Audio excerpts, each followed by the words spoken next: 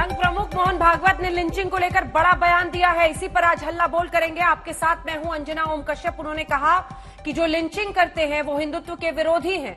मोहन भागवत के बयान पर ओवैसी से लेकर दिग्विजय सिंह, मायावती समेत पूरे विपक्ष ने तलवारें तान ली हैं। पहले देखिए ये रिपोर्ट, फिर इस सवाल का जवाब ढूंढेंगे कि क्या सबका डीएनए एक है।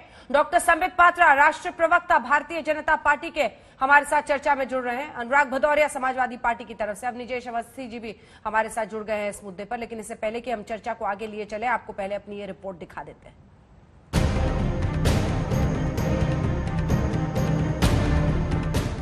हम भारत के सब लोगों का डीएनए, सब लोगों का निरपवाह डीएनए समान है। लिंचिंग करने वाले ये हिंदुत्व के खिलाफ जा रहे हैं।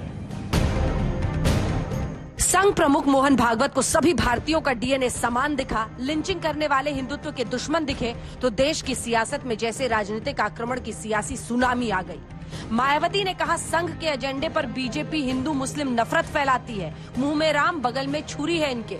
असदुद्दीन ओवैसी ने पूछा सरकार फिर क्यों लिंचिंग करने वाले मुजरिमों को पनाह देती है। कांग्रेस नेता दिग्विजय सिंह बोले संघ प्रमुख अपने नेताओं को भी जरा ये ज्ञान दे दे।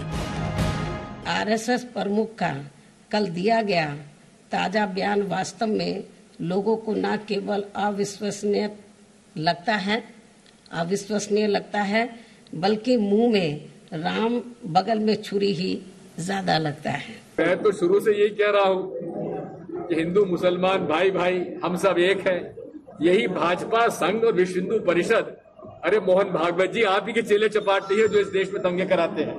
क्या मोहन भागवत अगर वाकई में अपनी बात पर सच्चे हैं तो हम ये जानना चाहेंगे, बल्कि उनसे सवाल करना चाहेंगे, क्या वो लिंचिंग को मानते हैं कि मुसलमानों के खिलाफ हो रहा है? और अगर हो रहा है तो करने वाले इतने रेडिकलाइज क्यों हो चुके हैं? और अगर रेडिकलाइज हो चुके हैं तो किसकी आइडियोलॉजी पर रेडिकलाइज हुए हैं और कौन उनको हिम्मत दिला रहा है? क्या मोहन भागवत नहीं जानते कि इखलाक हो, पीलू खान हो, रकबर हो, अलीमुद्दीन अंसारी हो, जुनैद हो या आसिफ हो, ये तमाम के तमाम जो एक्यूज हैं इनका ताल्लुक हिंदुत्व की आइडियोलॉजी से नहीं है। गाजियाबाद में किताब लॉन्च में दरअसल संघ प्रमुख मोहन भागवत ने ये कहा था कि सभी भारतीयों का डीएनए समान है, लिंचिंग करने वाले दरअसल हिंदुत्व के दुश्मन हैं। उत्तर प्रदेश में चुनाव है तो सबसे तगड़ा मोर्चा खोला मायावती ने। प्रेस कॉन्फ्रेंस करके मोहन भागवत के एक एक बयान पर बीजेपी सरकार को घेरा। हम समान पूर्वजों के वंशज हैं, ये विज्ञान से भी सिद्ध हो चुका है। 40,000 साल पूर्व से हम भारत के सब लोगों का डीएनए, सब लोगों का निरपवाह डीएनए समान है। इस आधार पर आरूढ़ होकर हम जब विचार करते हैं तो मन में अपना बनाता ही है। आरएसएस की कथनी व करनी में काफी जमीन आसमान का अंतर है।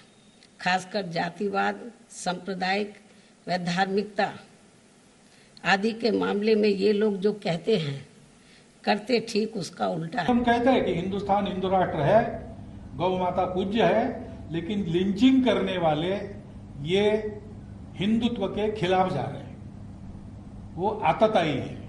जब तक आरएसएस, बीजेपी एंड कंपनी व इनकी सरकारों की संकीर्ण सोच व कार्यशैली आदि में सही सर्व समाज हितैषी संवैधानिक परिवर्तन नहीं आएगा तो तब तक इनकी बातों पर खासकर मुस्लिम समाज द्वारा विश्वास करना बहुत मुश्किल लगता है। बात शुरू तो हुई डीएनए और लिंचिंग से, लेकिन पहुंच गई मायावती के बयान से धर्मांतरण पर। मायावती ने आरोप लगाया कि चुनाव आए तो बीजेपी धर्मांतरण के नाम पर नफरत फैलाने लगी। जवाब देश के रक्षा मंत्री ने दिया। सोची समझी रणनीति व साजिश के तहत इसकी आड़ में इसे जबरन हिंदू मुस्लिम मुद्दा बनाना तथा पूरे मुस्लिम समाज को शक की नजरों से देखना ये कतई भी उचित नहीं है और बीएसपी फिर इसका डटकर विरोध भी करेगी, क्योंकि इससे दोनों धर्मों के लोगों में आपसी नफरत पैदा होगा। जस्टिस एंड ह्यूमैनिटी, यही हमारा आधार रहा है राजनीति करने का। ये कह रहे हैं मुसलमानों में डर पैदा किया गया है इससे वोटों के लिए। नहीं, वो तो अपना पोलराइजेशन करने वाले डर पैदा करते हो, चाहे भारतीय जनता पार्टी हो अथवा जिस विचारधारा को हम लोग मानने वाले हैं उस पर वो लोग कभी इस प्रकार की बात नहीं करते। धर्मांतरण अथवा कोई जब अन्य कोई यदि प्रश्न होगा तो कानून के दायरे में कोई भी यदि आएगा वो बख्शा नहीं जाएगा, चाहे कोई भी हो, चाहे वो किसी जाति, पंथ और मजहब का मानने वाला क्यों न हो। उत्तर प्रदेश के चुनाव के पहले मामला उठा है तो हर सियासी दल ने बीजेपी पर तलवारें तान दी हैं। लिंचिंग को लेकर सवाल उठाते हैं ना विपक्ष के लोग, तो ये लिंचिंग वर्ड आया कहां से? ये तो कांग्रेस की देन है। लिंचिंग तो हमने आपने सबने सुनी पूरे देश ने, तो ये मॉब लिंचिंग क्या है? ये तो कांग्रेस के टाइम में हजारों की तादाद में पूरे देश में मॉब लिंचिंग की घटनाएं हुई। उत्तर प्रदेश में समाजवादी पार्टी के दौरान हुई। कोई भी धर्म लिंचिंग नहीं सिखाता है और भारत का संविधान तो लिंचिंग बिल्कुल नहीं सिखाता है। उसके आधार पे हम अपना जीवन जीते हैं, चाहे वो सामाजिक हो और राजनीतिक। अगर कोई लिंचिंग करता है वो किसी भी धर्म, किसी भी समाज से हो, तो फिर भी उसके ऊपर भारत का कानून लागू होता। मोहन भागवत के बयान पर सरकार का पक्ष रखने सामने आए केंद्रीय मंत्री मुख्तार अब्बास नकवी। कहा, गुमराही गैंग हमेशा संघ के विचारों पर दुष्प्रचार करती है। जो मोहन भागवत जी ने कहा, संघ के विचार हमेशा ऐसे ही रहे हैं, लेकिन संघ के विचारों पर विरोधियों के दुष्प्रचार हावी रहे हैं हमेशा।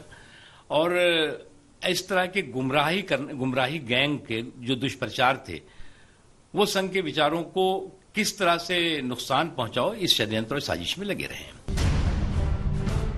उत्तर प्रदेश का सियासी घमासान चरम पर है। चुनाव के पहले सभी दहाड़ रहे हो। वैसी ओपी राजभर के साथ भागीदारी संकल्प मोर्चा में शामिल हो 100 सीटों पर लड़ रहे हैं, लेकिन दम भर रहे हैं कि योगी को इस बार मुख्यमंत्री नहीं बनने देंगे। योगी ने चैलेंज भी कबूल कर लिया है। इंशाअल्लाह दोबारा योगी को उत्तर प्रदेश का मुख्यमंत्री नहीं बनने देंगे, नहीं बनने देंगे। अगर हमारे हौसले बुलंद रहेंगे, मेहनत करेंगे तो सब कुछ होगा इंशाअल्लाह ताला। मगर हमारी कोशिश यही है कि दोबारा उत्तर प्रदेश में बीजेपी की सरकार ना बने। बड़े नेता हैं, देश के अंदर प्रचार करते हैं, उन्हें एक समुदाय विशेष का विशेष समर्थन प्राप्त है। उनके इस चैलेंज को हम स्वीकार करते हैं। उन्होंने कहा नहीं आने देंगे तो बीजेपी इस बात को कहेगी कि बीजेपी 2022 में आकर के रहेगी। हर हाल में भारतीय जनता पार्टी की ही सरकार यूपी में बनेगी, इसमें कोई संदेह किसी को नहीं होना चाहिए। मिशन 2022 में तमाम पार्टियां अपने अपने एजेंडे पर आर पार की जंग छेड़ रही हैं, लेकिन मोहन भागवत के हिंदू मुस्लिम सद्भावना वाले बयान से निकला सियासी तूफान किसके एजेंडे को सूट करेगा? कुमार अभिषेक के साथ आज तक ब्यूरो। तो आपका परिचय खास मेहमानों से जल्दी से एक बार फिर से करा देते हैं। डॉक्टर संबित पात्रा, राष्ट्रीय प्रवक्ता भारतीय जनता पार्टी के हमारे साथ जुड़ गए हैं। वारिस पठान साहब, प्रवक्ता एआईएमआईएम के। अनुराग भदौरिया, प्रवक्ता समाजवादी पार्टी के हमारे साथ जुड़ गए हैं। राजनीतिक विश्लेषक के तौर पर अवनीजेश अवस्थी जी हमारे साथ चर्चा में शामिल रहेंगे। संबित पात्रा जी, आपके साथ शुरुआत करते हुए, तमाम राजनीतिक पार्टियां अब घेर रही है सरकार को। बोला संघ प्रमुख मोहन भागवत ने कि सबका डीएनए एक, लिंचिंग करने वाले हिंदुत्व के दुश्मन। और ओवैसी जी कह रहे हैं कि हिंदुत्व के नाम पर रेडिकलाइजेशन, कट्टर हो गए हैं हिंदू।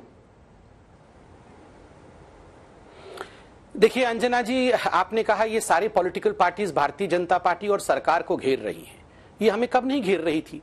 जब हम सरकार में थे नहीं, तब भी आरएसएस को घेर रही थी। आज हम सरकार में हैं तो 2014 से हर दिन हमें घेरने की कोशिश कर रही है, मगर हम भी जानते हैं कि हमें घेर नहीं पाएंगे, क्योंकि जनता हमारे साथ है। उत्तर प्रदेश के पंचायत के चुनावों के नतीजे देखे ना हमने, 75 में से 67 सीटें भारतीय जनता पार्टी को मिली है, तो जनता का आशीर्वाद हमें प्राप्त है। दूसरी बात है, आदरणीय मोहन भागवत जी ने क्या कहा? उन्होंने कहा कि लिंचिंग नहीं होनी चाहिए, जो लिंचिंग करता है वो उचित नहीं है।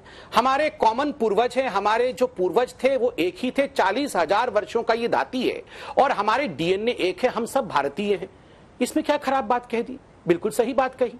देखिए, तुष्टीकरण वर्सेस सबका साथ, सबका विकास, सबका विश्वास, ये फर्क आपको जानना होगा। ये जो तमाम पॉलिटिकल पार्टीज हैं, चाहे वो समाजवादी पार्टी हो, चाहे ये ओवैसी जी की पार्टी हो और चाहे कांग्रेस पार्टी हो, ये सारा केवल और केवल तुष्टीकरण की राजनीति करते हैं। इनका अर्थ होता है केवल किस प्रकार से अपीजमेंट करना, मुसलमानों की बात करना भी कुछ नहीं मुसलमानों के लिए, उनकी उन्नति भी ना करना, उनका विकास भी ना करना, केवल तुष्टीकरण की बात करना। जहां तक रेडिकलाइजेशन, कट्टरपंथी हिंदू बनते जा रहे हैं, ये जो ओवैसी जी ने कहा है, मुझे तो आश्चर्य होता है। जब आतंकवादी आतंक करता है, उसके बाद यही तमाम लोग कहते हैं कि ना ना ना, ये आतंकवादी का कोई धर्म नहीं है, आतंकवादी को धर्म से मत जोड़ो, ये कोई इस्लाम से इसका कोई लेना देना नहीं है, ये तो बिना धर्म वाला आतंकवादी था। मगर बाकी समय हिंदू कट्टर हो गया। मतलब अगर हम गलती से कह दें कि इस्लाम में कट्टरपंथी आ गया, मैं नहीं कह रहा हूं, मगर कोई गलती से कह भी दे अगर, तो कहेंगे ना ये तो आतंकवादी, किसी का कोई धर्म नहीं होता है, ये तो ऐसे ही आतंकवादी बन गए हैं, इनका कोई लेना देना नहीं है इस्लाम से। बाकी हिंदुओं के ऊपर इस प्रकार का व्यभिचार, इस प्रकार का आक्रमण, ये कहना कि सारे हिंदू आज हिंदुस्तान के वो कट्टरपंथ हो गए हैं, वो रेडिकलाइज हो गए हैं, मुझे लगता है इस प्रकार के शब्दों का प्रयोग केवल तुष्टीकरण और एक तरफा सेक्युलरिज्म को दर्शाता है। ठीक है वारिस पठान साहब, आपके लिए शॉर्ट फॉर्म कर रही हूं, JSR जिसे आप कहते हैं, जय श्री राम भी बोले तो आपको परेशानी हो जाती है, अगर वो कहें कि सबका DNA एक है तब भी आप परेशान हो जाते हैं। संघ प्रमुख की वाहवाही करने बैठे हैं आज, उन्होंने कहा है कि लिंचिंग जो करते हैं वो हिंदुत्व के खिलाफ है। देखिए अंजना जी, मोहन भागवत साहब ने कहा कि जो लोग लिंचिंग करते हैं वो हिंदुत्व के खिलाफ है, तो मैं कुछ सवाल करना चाहता हूं संघ परिवार के संचालक से कि ये जो आज लोगों के दिलों में जो इतनी नफरत, कट्टरता पैदा हुई है, ये तो हिंदुत्व की आइडियोलॉजी है। आरएसएस और हिंदुत्व ने इतना नफरत पैदा कर दिया है कि उन लोगों को ये नहीं पता होता कि ये गाय है या भैंस है, बस उनको सिर्फ इतना सा लग जाता है कि ये आदमी का नाम अब्दुल है या जुनेद है या पेलू खान है, तो सबके सब आ जाते हैं, उसको मार डालते हैं। इतना ही नहीं होता, जब इनके कातिल को अरेस्ट किया जाता है, वो जब जमानत पे बाहर आते हैं तो बीजेपी के यूनियन कैबिनेट मिनिस्टर जाते हैं, उनको हार पहनाया जाता है, उनको मिठाई खिलाई जाती है। उसके बाद वही बात नहीं रुकती है अंजना जी, जब ये लोगों को डेथ हो गई एक्यूज की, तो उसको हिंदुस्तान के हमारे तिरंगे में लपेट कर उसको एक बनाया जाता है मार्टर कि भाई आपने अच्छा काम किया, जाकर के जाके आप मुसलमान को मार दिया सबने मिलकर। तो क्या ये हिंदुत्व की जो कट्टर आइडियोलॉजी है उसका क्या वो आंसर नहीं है?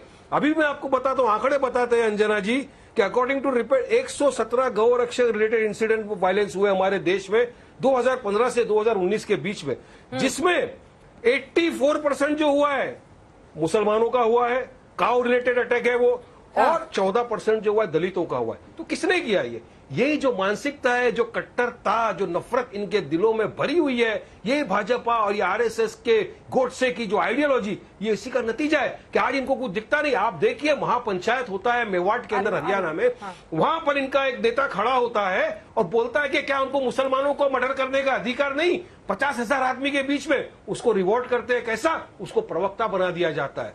परसों की बात है, पटौड़ी के अंदर एक वापिस महापंचायत होती है, वहां पर ये इनका जो गया था जामिया के अंदर गन चलाने के लिए, वो खड़ा होके बोलता है कि मुसलमान की जो औरतें इनको किडनैप किया जाए और इनके साथ ये किया जाए। तो तब कहां जाती है भाजपा? तब संबित पात्रा क्यों इस बात का खंडन नहीं करते? क्यों मोहन भागवत साहब इस बात का खंडन नहीं करते? और ये आराम से घूमते क्योंकि इनके साथ बीजेपी का, सरकार का समर्थन और सपोर्ट है, इस वजह से ये आराम से घूम रहे हैं। देखिए कटनी और करनी में बहुत फर्क है। मोहन भागवत ने कहा है उनकी कटनी और करनी में बहुत फर्क है, और फिर उसके बाद से ग्रैंड स्टैंडिंग करते हैं कहते हुए कि DNA एक है और संघ प्रमुख जी सही कह रहे हैं।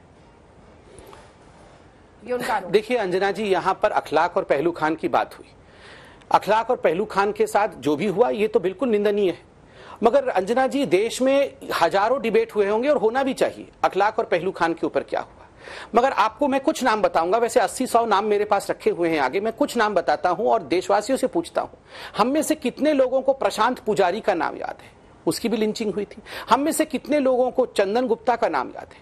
हम में से कितने लोगों को रिंकू शर्मा, जो अयोध्या में राम मंदिर के लिए चंदा इकट्ठा कर रहा था और उसे जिस लोगों ने मारा है, जाहिद, मेहताब, दानिश और इस्लाम ने मिलकर उसे मार दिया, दिल्ली में, दिल्ली की घटना है। हम में से कितने लोगों को पालघर के उन 2 संतों का नाम है जिनको लिंचिंग करके मार दिया गया? हम में से कितने लोग जानते हैं भारत यादव, लस्सी बेचने वाले 2 भाई, मथुरा के अंदर 15 मुसलमान भाई लस्सी पीने जाते हैं और जब पैसा मांगा जाता है तो इनकार करते हैं, बदले में भारत यादव को मार मार के मार देते हैं। ऐसे में 100 उदाहरण यहां दे सकता हूं, मगर उनके बारे में हिंदुस्तान में डिस्कशन नहीं होता है क्योंकि ये टेकन फॉर ग्रांटेड फिनोमेना है। और ये कहते हैं हम लिंचर्स के साथ खड़े हैं, होता है सर, हम किसी के साथ नहीं खड़े हैं। हम संबित जी, हम लोगों ने तो टीवी में चर्चा की थी। नहीं, मैं बता, क्यों नहीं चर्चा होती है?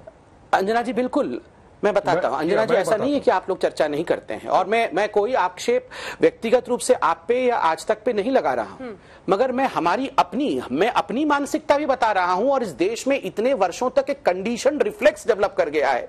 हम भी अगर न्यूज़पेपर में न्यूज पढ़ते हैं कि हेडलाइन आता है कि अगर अखलाक मर गया है, तो हम भी जानते हैं कि ये आज सबसे बड़ा, अगर सुजीत मर गया है तो हम सोचते हैं इस पर कोई, चलो इस पे तो ठीक है, लोग एक्सेप्ट ही कर लेंगे।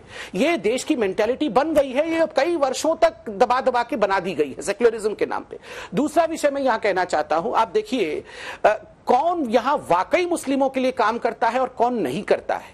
ये हितैषी बन रहे हैं मुसलमानों की। ये वो लोग हैं जो शाहबानो 70 साल की अधेड़ उम्र की महिला को एक छोटा सा एलिमनी क्या मिलता 75 रुपए का प्रति माह, उसके लिए उन्होंने संविधान में संशोधन तक कर दिया, सुप्रीम कोर्ट के वर्डिक्ट को बदल दिया। यहां ट्रिपल तलाक के लिए नरेंद्र मोदी जी और हमारी पार्टी खड़े होकर जिस प्रकार से सरकार ने कानून बनाया, हजारों करोड़ों महिलाओं को आज उनकी सुविधा मिली है, आज उनको उनका अधिकार मिला है। आप बताइए कौन वास्तविक रूप में किसके लिए, सबका साथ, सबका विकास और सबका विश्वास कौन कर रहा है? अवनीश जी के पास जाऊंगी, जल्दी से छोटा सा जवाब।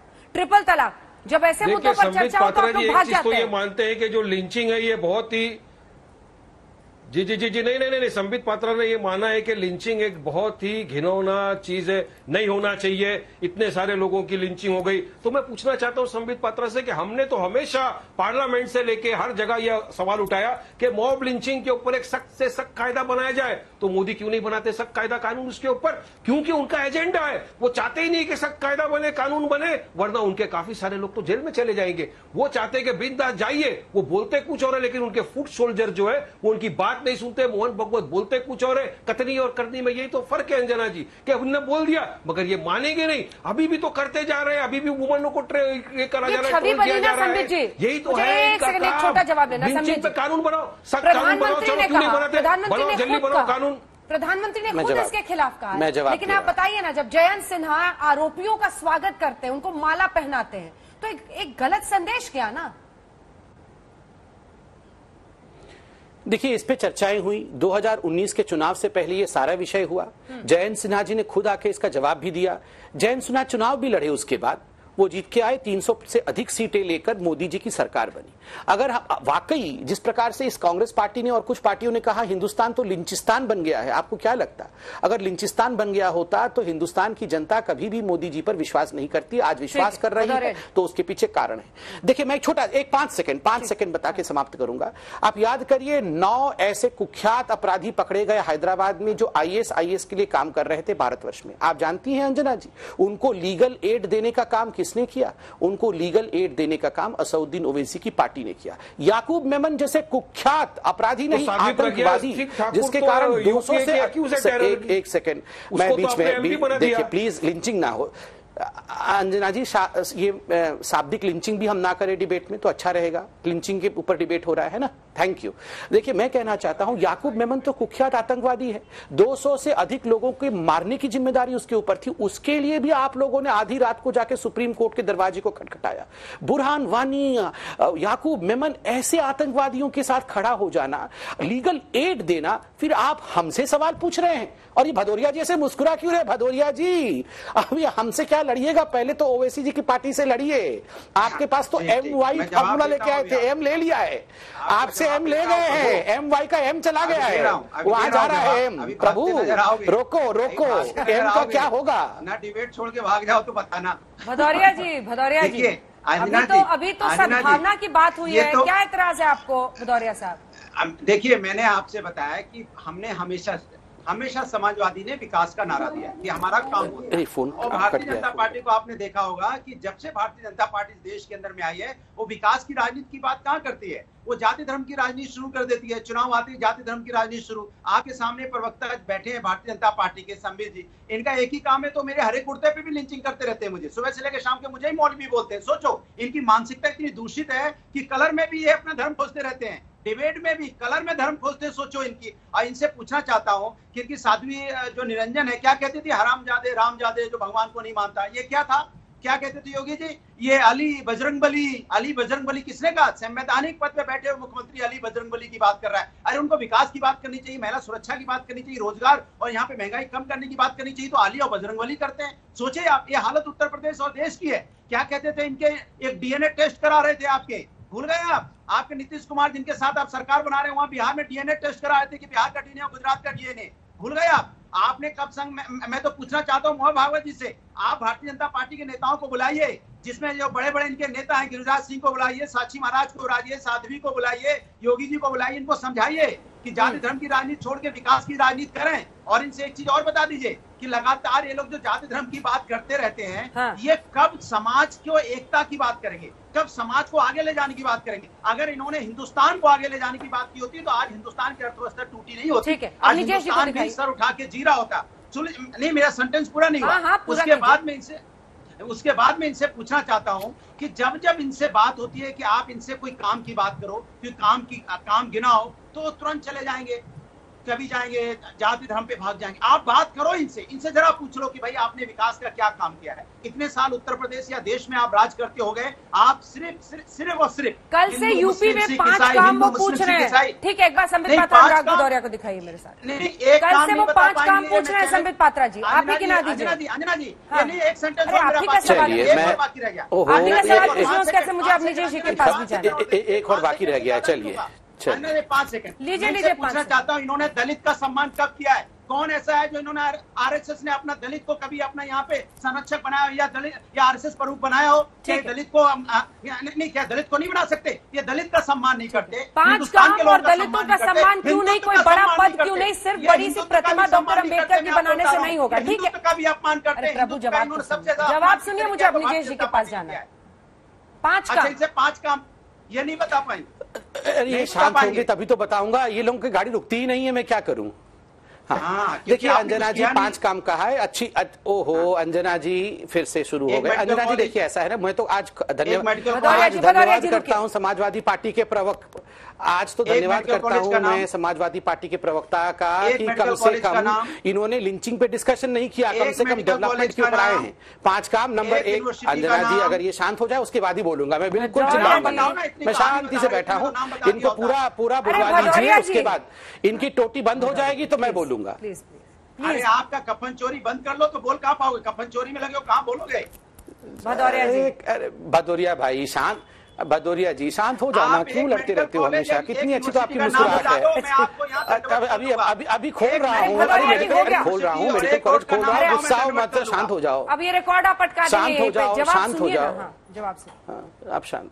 रिकॉर्ड मत अटकाइए। देखिए मुझे तो आज खुशी है अंजना जी, आज तो खुशी है कि कम से कम ये हिंदू मुस्लिम पे डिबेट नहीं कर रहे हैं, इनको लिंचिंग याद नहीं आई, कम से कम डेवलपमेंट की बात पूछ रहे। 5 डेवलपमेंट। नंबर 1, आज कानून की व्यवस्था उत्तर प्रदेश में क्या है आप खुद बताइए। मुख्तार अंसारी जैसे लोग जो माफिया डॉन बन करके उत्तर प्रदेश को चला रहे हैं, जो सारा ये अंजना जी ये फिर चालू हो गए, टोटी बंदी नहीं होता है, मैं क्या करूं आप बताओ? Non stop. भदौरिया जी जवाब तो सुनिएगा ना, सवाल पूछेगा तो जवाब ही सुनिएगा कि खाली अपनी आवाज सुनिएगा? जवाब दे देंगे तो मैं जो कहोगे। अरे वो दे रहे हैं ना, आगे नहीं बढ़ेंगे वो, जब 5 काम नहीं गिनाएंगे हम आगे नहीं बढ़ेंगे, बस आप चुप रहें। जी संबित जी। हाँ बताइए मुख्तार अंसारी, आगे बढ़िए। अंजना जी आप ना इनकी आवाज कम कर दीजिए, 2 मिनट में हम आगे बढ़ जाएंगे, मैं 2 मिनट में गिनवा दूंगा। नंबर 1, कानून की व्यवस्था आज उत्तर प्रदेश में किस प्रकार की है ये उत्तर प्रदेश का बच्चा जानता है। जिस प्रकार के माफिया डॉन, चाहे मुख्तार अंसारी हो, इन सब के किस प्रकार के कारनामे थे ये हर जानते हैं। ये हंस रहे हैं ना, इन लोगों ने जिस प्रकार का कारनामा किया था इन डॉन्स के साथ मिलकर, माफिया राज चलता था। दूसरी बात अंजना जी, आपका ऑफिस आज तक का ऑफिस नोएडा में है। मैं आज पूछता हूं, आप खुद भी जानती होंगी और वहां जो लोग रहते हैं नोएडा में, आप उनसे पूछिए, उत्तर प्रदेश के लोगों से पूछिए, बिजली की हालत आज क्या है। जिस उत्तर प्रदेश में बिजली नहीं होती थी, जिस उत्तर प्रदेश में 10-10, 12-12 घंटे बिजली कट होती थी, आज वहां अबाध्य बिजली मिल रही है, ये बड़ी बात है। तीसरा विषय है, आप बताइए उत्तर प्रदेश के अंदर जिस प्रकार से यहां हर जिले के लिए एक प्रोडक्ट लॉन्च किया गया है, पर डिस्ट्रिक्ट एक प्रोडक्ट लॉन्च करके उसको आज आगे बढ़ाया गया है। इन्वेस्टमेंट आज उत्तर प्रदेश के चरम तक पहुंची है। आप आज उत्तर प्रदेश में सड़क की हालत देखिए, आज उत्तर प्रदेश में सड़क चमचमाती हुई है, डेवलपमेंट इस प्रकार से आगे बढ़ा है। उत्तर प्रदेश, मैं बता रहा हूं, उत्तर प्रदेश में आज महिलाएं सुरक्षित हैं, आज महिलाएं सर उठा करके आगे बढ़ सकती हैं। महिलाओं की क्या हालत थी उत्तर प्रदेश में, आप चिंता करिए। तो जवाब दे रहे थे संबित पात्रा कि कौन से 5 बड़े काम है उत्तर प्रदेश में। बड़ा सवाल तो ये है, एक सेकंड, बड़ा सवाल तो ये है कि देखिए उन्हीं 5 कामों के आधार पर ओवैसी साहब कह रहे हैं, संबित पात्रा जी, कि काम काज गिनाना मुश्किल होगा। वो कह रहे हैं ओवैसी साहब कि इस बार तो योगी को मुख्यमंत्री बनने नहीं देंगे हम। देखिए, मैंने सुना अभी ओवैसी जी कह रहे थे कि इंशाअल्लाह इस बार योगी आदित्यनाथ मुख्यमंत्री नहीं बनेंगे, इंशाअल्लाह। मैं आप बैठा हूं आपके चैनल पे, हम भी कहते हैं कि जय श्री राम, योगी जी ही मुख्यमंत्री बनेंगे, जय श्री राम। आप देखिएगा, अच्छा काम किया है योगी जी ने। 5 वर्षों तक जिस प्रकार से उत्तर प्रदेश में लॉ एंड ऑर्डर को ठीक किया है, जिस प्रकार विकासवाद को आगे बढ़ाया है और तुष्टिकरण को समाप्त किया है, इसमें कोई दो मत नहीं है। उत्तर प्रदेश की जनता योगी जी को ही दोबारा 300 से अधिक सीटें लाके मुख्यमंत्री बनाएंगी। देखिए, यहां जो भी ओवैसी जी की पार्टी कर रही है, जो भी समाजवादी पार्टी कर रही है, आप देखते जाइए आने वाले समय में इन सभी पॉलिटिकल पार्टीज के बीच में सरफुटवल होने वाला है। ये सारी लड़ाई, ये जो खुद कहते थे ना हम MY वाले हैं, हम DM वाले हैं, ये सारी लड़ाई M की हो रही है, M फैक्टर की। किसके पास कितना मुस्लिम वोट आ सकता है, मुझे बड़ा आश्चर्य हो रहा है। 70 वर्ष हो गए देश को आजाद हो गए, मगर फिर भी अभी भी मुस्लिम वोट बैंक के ऊपर हिंदुस्तान की राजनीति टिकी हुई है, तुष्टिकरण के ऊपर हिंदुस्तान की राजनीति टिकी हुई है। और केवल इसी कारण से ओवैसी जी कह रहे हैं हम किसी भी कीमत पर, आज मैंने ओवैसी जी का ट्वीट देखा, उन्होंने कहा 19% मुस्लिम है उत्तर प्रदेश में, इसलिए हमें एक आजाद आवाज की आवश्यकता है और जो हमारी मसाइलों को, हमारे विषयों को उठा सके। ये हमारे और तुम्हारे विषय क्या होते हैं? हिंदुस्तान की राजनीति में ये तो विभाजन का बीज है। मतलब मुसलमानों के विषय अलग होंगे और हिंदुओं के विषय अलग होंगे, ये कब से होने लगा? हमारे विषय क्या होते हैं? मैं जवाब लूंगी पठान साहब से, लेकिन उससे पहले अवनिजेश जी का कनेक्शन जुड़ गया। अवनिजेश जी, ये तो वैसे भी आपका फेवरेट टॉपिक है सर। इस देश में चुनाव के आसपास तो हिंदू वैसे ही बड़े खतरे में हो जाते हैं। हिंदू खतरे में कहाँ बताया? आ जाते हैं सर। सरसंघ चालक जी ने तो हिंदुओं को खतरे में बताया नहीं। सरसंघ चालक की बात नहीं, हिंदुओं से किसी को खतरा नहीं है। उन्होंने कहा हिंदुओं से किसी को कोई खतरा नहीं। उन्होंने तो कहा है सबका DNA एक है, सभी भारतीयों का। लिंचिंग करने वाले हिंदुत्व विरोधी हैं। क्या आप भी ये कहेंगे? मैं एग्जैक्टली यही कह रहा हूँ कि ये बात, और लिंचिंग पर सबसे पहले बात बता दूं और उसके बाद मैं बताऊंगा कि ये पहली बार नहीं कहा। संघ के सरसंघ चालक, किसी भी सरसंघ चालक ने पहली बार ये नहीं कहा, हमेशा से कहते आ रहे हैं। राष्ट्रीय स्वयंसेवक संघ की स्थापना के समय से ये धारणा है और मैं आपको प्रमाण के साथ अभी बता दूंगा। महत्वपूर्ण बात यह कि लिंचिंग की सबसे भयावह क्रूरतम घटना स्वतंत्र भारत में 1984 में सिखों के साथ हुई। एक धर्म के लोगों को घर से बाहर निकाल करके दुकानें लूटी गई, गुरु ग्रंथ साहब का अपमान किया गया, गले में टायर डाल करके जलाया गया और उस 35 सालों तक एक भी व्यक्ति, आज जो कानून की मांग कर रहे हैं, जिन लोगों ने यूपी को इन लड़कों का साथ पसंद है, जिनके साथ सरकार बनाने चले थे, एक को 7 मिली, दूसरे को 40-45 मिली, वो लोग लिंचिस्तान पर बोलने की आज करते हैं। मुलायम सिंह यादव ने तो सबके सामने कहा था कि अरे भाई मैं और क्या कर सकता हूं तुम लोगों के लिए, मैंने निहत्थे कार सेवकों पर गोली चला दी और मैं मुसलमानों के लिए क्या करूंगा, बताओ और क्या कर सकता हूं। ये विभाजन की राजनीति नहीं है। आप कहें तो मैं द्वितीय सरसंचालक परम पूजनीय गुरुजी के शब्द में उद्धृत कर सकता हूं। एक शायद 5 सेकंड लगेंगे, वो लिखते हैं और मैं आपको बता देता हूं कि कहीं और से नहीं पढ़ रहा हूं, ये विचार नवनीत सरसंघ। वे लिखते हैं, हम संघ के लोग पूर्ण रूपेण हिंदू हैं, इसीलिए हमें प्रत्येक पंथ और सभी धार्मिक विश्वासों के प्रति सम्मान का भाव है। जो अन्य पंथों के प्रति असहिष्णु है वह कभी भी हिंदू नहीं हो सकता। ये संघ के स्थापना के समय से ये धारणा है। बताइए भदौरिया साहब। ये बात ठीक है कि हम औरंगजेब को कभी दयालु नहीं मान सकते, हमारे लिए रसखान है। अंजना जी, अगर मॉब लिंचिंग बढ़ी है सबसे ज्यादा तो जब से भारतीय जनता पार्टी की सरकार है तो बढ़ी है, इससे किसी की कोई बात नहीं और आप अच्छी तरह जानते हैं। आरएसएस ने कभी दलित को आरएसएस प्रमुख नहीं बनाया, क्यों नहीं बनाया? एक परिवार से अलग नहीं बनाया तुमने, उनका समाजवादी पार्टी का अध्यक्ष। और हमने संबित पात्रा जी से पूछा था कि आप उत्तर प्रदेश के जाति का तो छोड़िए, एक परिवार से अलग नहीं बनाया। शायद पता नहीं है कि गड्ढों में सड़क है, सड़क में गड्ढे, किसी को नहीं मालूम है, और गाड़ी लेके गाड़ी में गड्ढे में गिर जाएगी। ये हालत उत्तर प्रदेश की है। महिला अत्याचार का जो आपने बोला, उत्तर प्रदेश में महिला अत्याचार में नंबर 1 है, शायद आप भूल गए हैं। तो हम इनसे पूछना चाह रहे थे कि आप एक मेडिकल कॉलेज, एक यूनिवर्सिटी या कहीं आपने इंडस्ट्री लगाई तो बता दो। उसका जवाब नहीं दिया। दुनिया भर की बातें की इन्होंने, लेकिन मैंने पूछा, आप अंजना जी कह रहे थे बीच मत बोलो, बीच मत बोलो। दिक्कत ये है कि ये जवाब नहीं देते। एक मेडिकल कॉलेज का मैं अब हाथ जोड़ के पूछ रहा हूँ, एक मेडिकल कॉलेज, एक यूनिवर्सिटी, एक इंडस्ट्री, कहाँ रोजगार पैदा किया, कहाँ महिलाओं पे अत्याचार इन्होंने रोका? बता दें, नहीं बता पाएंगे। दुनिया की गोल गोल बातें घुमाएंगे। ठीक है निकेश जी, आप बहुत कम देर बोल पाते हैं, एक लाइन बोलिए फिर मैं इसका जवाब दूंगा। पार्टी करती है जल्दी से। नहीं अंजना जी, एक सवाल, एक लाइन का सवाल नहीं है। सवाल एक ही है कि बार बार जिस बात का जो सवाल मैंने उठाया उसका जवाब तो दिया नहीं अनुराग भदौरिया ने, लेकिन बात बड़ी महत्वपूर्ण ये है कि चाहे वो प्रधानमंत्री आवास योजना के तहत गरीब को मिलने वाला मकान हो, 15 एम्स हो, और मेरे पैसे से खरीदी गई बस को कोई भी अगर जलाएगा तो उसको पैसा भरना पड़ेगा। ये आम नागरिक का कानून के प्रति जो आस्था है, उसमें पुनर्विश्वास जो जगाया महंत आदित्य योगीनाथ ने, वो अद्भुत है।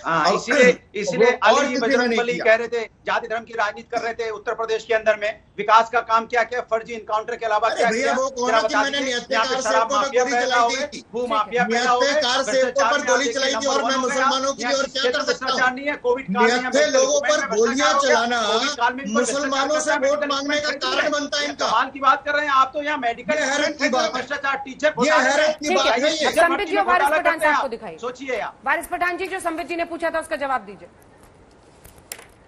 19% मुस्लिम्स, वहाँ शहाबुद्दीन बिहार में, यहाँ पर आजम खान को पकड़ रहे हैं उत्तर प्रदेश में। बिल्कुल, आप मुस्लिम पॉलिटिक्स करें तो ये सांप्रदायिक नहीं है, खुला खेल, कोई पर्देदारी नहीं। देखिए अंजना जी, हम लोग यूपी में चुनाव लड़ रहे हैं। ओपी राजभर जी की पार्टी जो है भागीदार संकल्प मोर्चा, उसके साथ में लड़ रहे हैं, जिसमें हम हैं, राजभर साहब है, दलित, ओबीसी, बैकवर्ड क्लास सब साथ में मिलकर लड़ रहा है। अब मुझे बता रहे हैं 19% मुसलमान है बिहार, यूपी के अंदर। अभी जो चुनाव का अभी रिजल्ट आया महापंचायत का, उसके अंदर आप देखिए, ग्राम पंचायत के चुनाव की बात कर रहा हूं, 75 सीटें थी टोटल। समाजवादी 5 पे जीती, 800 से करीब इनके लोग जीते थे, बाकी के सब कहां गए? ये सब जाके बीजेपी की गोद में बैठ गए। तो मैं ये बोलना चाह रहा हूं कि भाजपा और ये एसपी एक ही सिक्के के दो पहलू है। समाजवादी, कांग्रेस, भाजपा, ये सबको मुसलमानों के वोट चाहिए। बीजेपी समाजवादी पार्टी एक सिक्के के पहलू है, लेकिन मुसलमानों के लिए किया क्या? आंकड़ा बताता है अंजना जी, 2012 में सुनिए अंजना जी, 2012 में 64 विधानसभा में एमएलए थे, 2017 में 23 मुसलमान एमएलए रह गए। तो क्या मुसलमानों का पॉलिटिकल एम्पावरमेंट हो रहा है इनके राज्य में? कोई नहीं हो रहा है। बताओ ना मुझे, कहां पे एम्पावरमेंट हो रहा है? ये तो कम से कम जाता है। अब बीजेपी तो मुसलमानों को टिकट देगा नहीं, तो क्यों हमको भी एम्पावरमेंट होने की जरूरत है? क्यों हमको दूसरा दर्जे का शहरी माना जाता है? आज संबित पात्रा ने भी बताया कि यूपी की हालत ये हो गई। मैं संबित पात्रा को बोलना चाहता हूं कि पिछले 3 महीने पहले का आप देख लीजिए हर वीडियो, यूपी पे हमने तैरती हुई लाशें देखी है गंगा घाट पे हमारे हिंदू भाई बहनों की, जिनका पूरी तरह से शमशान के अंदर ये क्रियाक्रम भी नहीं कर सके। इसका जिम्मेदार कौन है? योगी जी। नकली दारू का, उसके बाद राम के नाम पे वोट लिया, राम के नाम पे सत्ता में आए और राम जी के नाम पे ही घपला कर दिया। 2 करोड़ की जमीन को 18 करोड़ के अंदर खरीद के पूरे देश में क्या बना है? फिर ट्रस्ट को बना दिया इंक्वायरी बिठाने के लिए। ट्रस्ट तो क्लीन चिट देगा। तो ये सारे मुद्दे जो है बीजेपी और ये बीएसपी एसपी के, अंजना जी, इस बार यूपी की जनता पूरी तरह से समझदार हो चुकी है। उसे सोच लिया कि उसके साथ जाएंगे जो संविधान की बात करेगा, विकास की बात करेगा और राज्य को आगे ले जाने की बात करेगा, और वो उनमें दिखता है ओवैसी को। यही बिहार में हुआ, हम 5 एमएलए जीत के हैं और इंशाअल्लाह संबित पात्रा जी, इंशाअल्लाह इस बार हम यूपी में भी खाता खोलेंगे और हमारे भी विधायक जीत के जाएंगे एमएलए बन के, और गरीबों की, मजलूमों की, आदिवासी की, दलितों की आवाज बनेंगे और उनके हक के लिए मांगेंगे। अब ये लड़ाई बराबरी की लड़ाई है, हक की लड़ाई है संबित पात्रा जी। अब ये ढकोसलेबाजी, जुमलाबाजी नहीं चलेगा। क्राइम रेट तो बढ़ गया है। अरे हमारी माँ बहनों को रास्ते में निकलने के लिए तकलीफ है। यूपी में बिना ऑक्सीजन के बच्चों की मौतें हो गई। आप खामोश बैठे थे तभी, तो योगी ने क्या किया सब रोकने के लिए? आप बोलने तो दीजिए अंजना जी, ये नॉन स्टॉप एक ही सवाल, भदौरिया जी, मैं आपसे एक ही सवाल करूंगा। ओहो, मैं भदौरिया जी से सवाल करूंगा, जवाब बंद नहीं होंगे। भदौरिया जी सुनिए सवाल, 2012 में अखिलेश यादव ने भदौरिया जी से कैसे सवाल कर रहे हैं, फिर वो चालू हो जाएंगे, वो बंद नहीं होंगे। कमाल है ये। रिजर्वेशन क्यों नहीं दिया? पहले एक बार जब बीजेपी का जवाब ले लीजिए, फिर एसपी से पूछेगा। अनुराग जी की तो आज मुस्कुराहट ही खत्म नहीं हो रही। ठीक है, आप अखिलेश यादव से मिले हुए हैं। मैं जवाब दे दूं प्लीज। मैं जवाब दे देता हूँ। अंजना जी, इनकी आवाजों को जरा कम रखिए, मैं बोल लूं तो बोल ही नहीं पाता हूँ।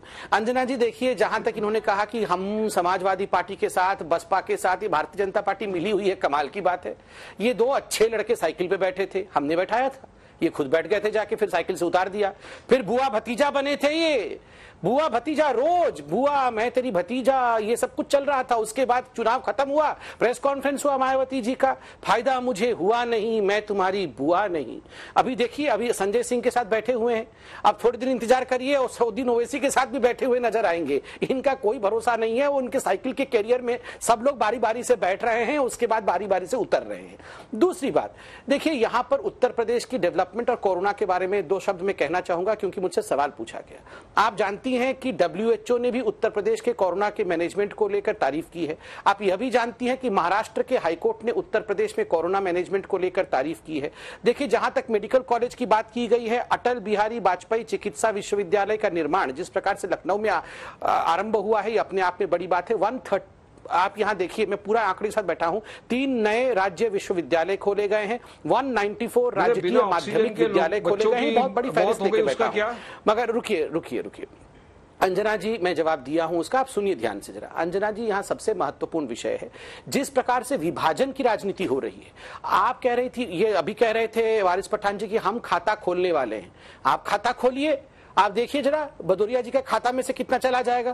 कंपटीशन तो आप लोगों के बीच में हो रही है, आप, समाजवादी पार्टी, बसपा और कांग्रेस, कि कौन किस प्रकार से मुसलमानों को बरगला करके, उन्हें भ्रमित करके ज्यादा से ज्यादा वोट बैंक की राजनीति कौन कर सके। तो ये आप लोग डील करिए आपस में, ये आपस में हम नॉन अपीजमेंट की राजनीति के साथ आगे बढ़ेंगे और बिना तुष्टीकरण के आगे चलेंगे। वोट बैंक समझते हैं, चुनाव के वक्त आए, आपने वोट ले लिया, मुसलमान और दलित जी मुझे सुबह से पूछ रहे हैं, भदौरिया जी सुबह से पूछ रहे हैं, मैं जवाब दे रहे हैं कि संघ ने, अरे भदौरिया जी आपको जवाब दे रहा हूँ। भदौरिया जी सुबह से पूछ रहे हैं दलित और मुसलमान को अध्यक्ष क्यों नहीं बनाया। नहीं, मैं धन्यवाद करता हूँ, समाजवादी पार्टी ने एक मुस्लिम को भी बनाया और एक दलित को भी बनाया। अखिलेश यादव को अध्यक्ष बनाया है और मुल्ला मुलायम जी को मुसलमान को अध्यक्ष बनाया है। कमाल है, आपने पार्टी में मुस्लिम और दलित को अध्यक्ष बनाया नहीं, इसने क्यों नहीं बनाया, उसने क्यों नहीं बनाया, सब जगह आपने कितना टाइम खत्म हो रहा है, टाइम खत्म हो रहा है, देख लीजिए।